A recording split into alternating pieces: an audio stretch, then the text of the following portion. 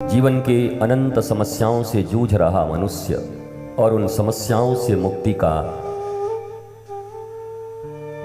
मार्ग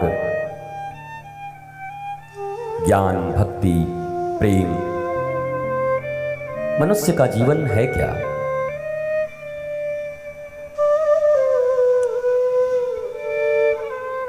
या तो आनंद या बोझ।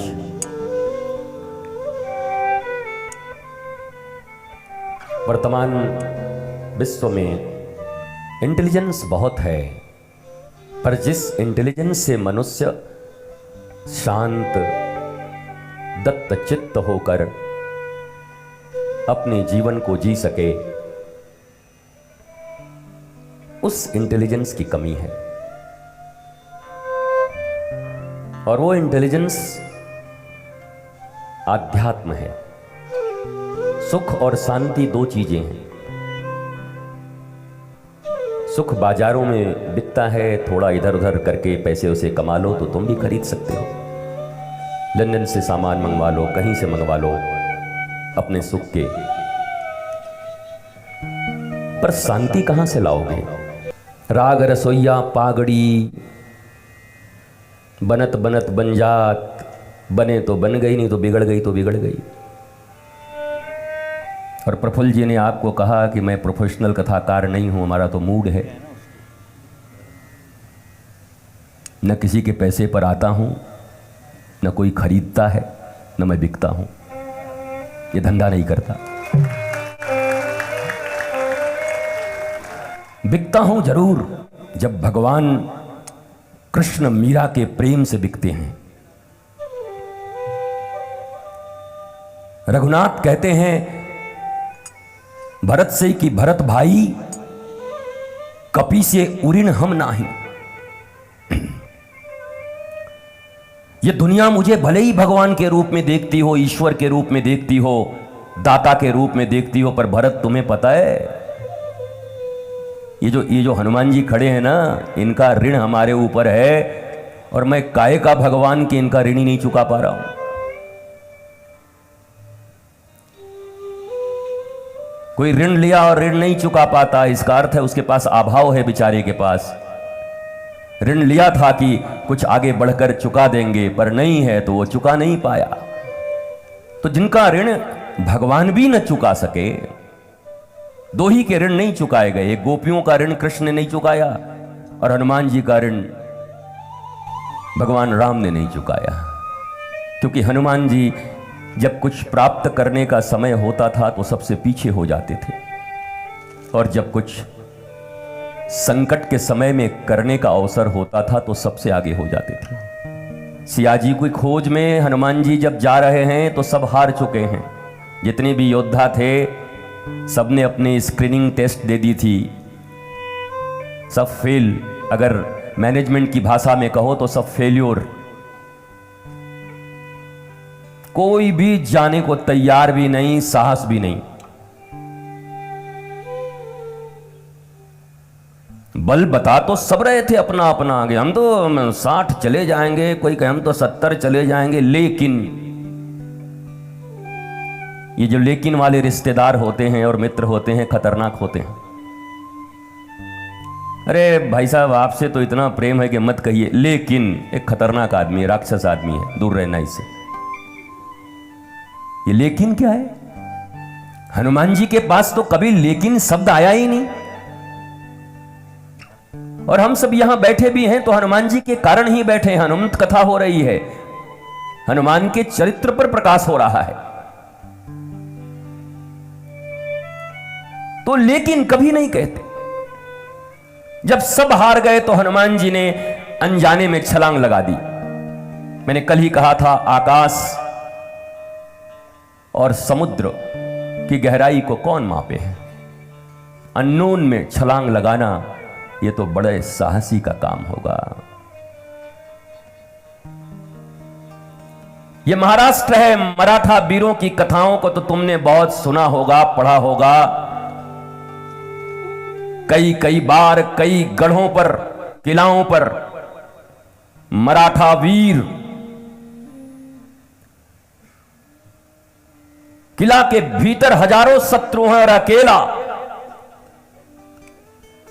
जिन रस्सियों के बल पर रात्रि में उस रस्सी से चढ़कर युद्ध करने का संकल्प लिया और जब छत पे चढ़ गए तो फिर रस्सी काट के गिरा दी कि जाने का विकल्प न रहे, या तो हराएंगे या यहीं पे शहीद हो जाएंगे। ऐसे मराठा वीरों के लिए जयकारा करो, बोल छत्रपति शिवाजी महाराज की।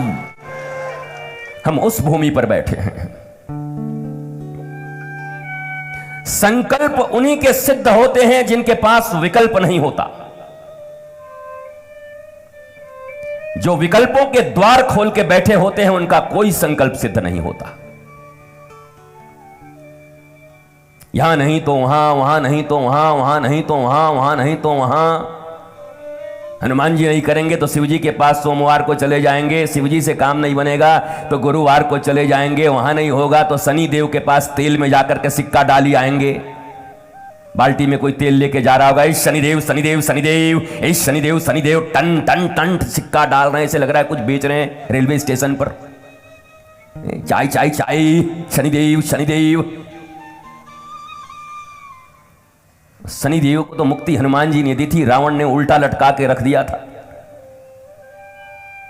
उल्टा लटका के रखा था शनिदेव को।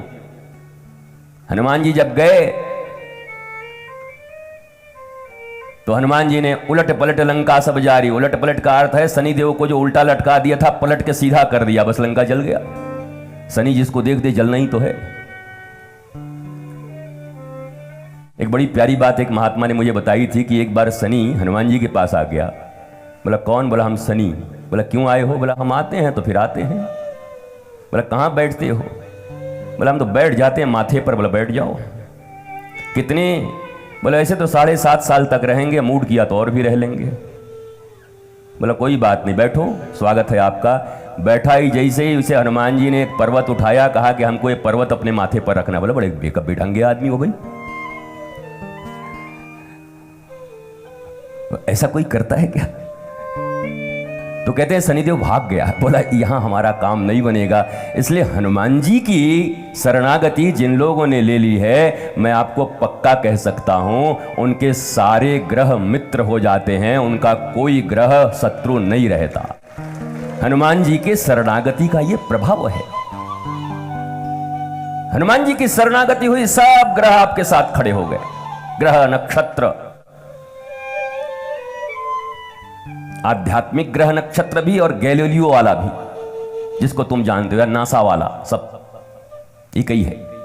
तो जब सब हार गए, समझो कोई प्रोजेक्ट दिया किसी फैक्ट्री में, मल्टीनेशनल कंपनी ने प्रोजेक्ट दिया, 50 वहां पर या 100 एम्प्लॉई हैं, भाई ये प्रोजेक्ट पूरा करना है। अब उसमें से तो 10 ऐसे, अरे अभी तो रिसेशन चल रहा है, क्या इस प्रोजेक्ट को करने से होगा, बड़ा अभी कठिनाई चल रही है। ये तो 10-22 ऐसे होते हैं कि रोते ही रहते हैं जिंदगी भर, घरों में, परिवारों में, समाज में, दल में। वो 10-20 रोते ही रहते हैं। उनका वो रेडियो चालू रहता, क्या होगा, कलयुग है, बड़ा मुश्किल चल रहा है, चारों तरफ अनाचार मचा है, अत्याचार हाहाकार मचा हुआ है, कैसे होगा, भ्रष्टाचार मचा है, डूब मर। जब इतना ही कठिनाई तो जिंदा क्यों है? 10-20 रोते ही रहते हैं। 5-10 ऐसे होते हैं, जब से कंपनी आई है तब से हम सीनियर हैं, आज आए हैं नया प्रोजेक्ट लेकर के, लगता है ये पास करा देंगे, हम प्रारंभ से हैं, हम 20 साल से यहां पर हैं। वो इसी अभिमान में रहते हैं कि 20 साल से कुछ सीखना नहीं चाहते। वक्त के साथ सब कुछ बदल रहा है, विज्ञान के नए आयाम देखने को मिल रहे हैं, टेक्नोलॉजी आ रही है। 21वीं शताब्दी का मनुष्य बाह्य डेवलपमेंट में पूर्णता को प्राप्त हो रहा है। आंतरिक स्थिति भले ही दयनीय हो, पर जो बदलेगा नहीं, जो समय के साथ एडॉप्ट नहीं करेगा चीजों को, या तो रोता रहेगा या धारा के विपरीत लड़ाई करता रहेगा। और ये जीवन संघर्ष करने के लिए नहीं मिला है। ये गलत स्लोगन है कि जिंदगी एक संघर्ष है, जीवन एक संघर्ष है।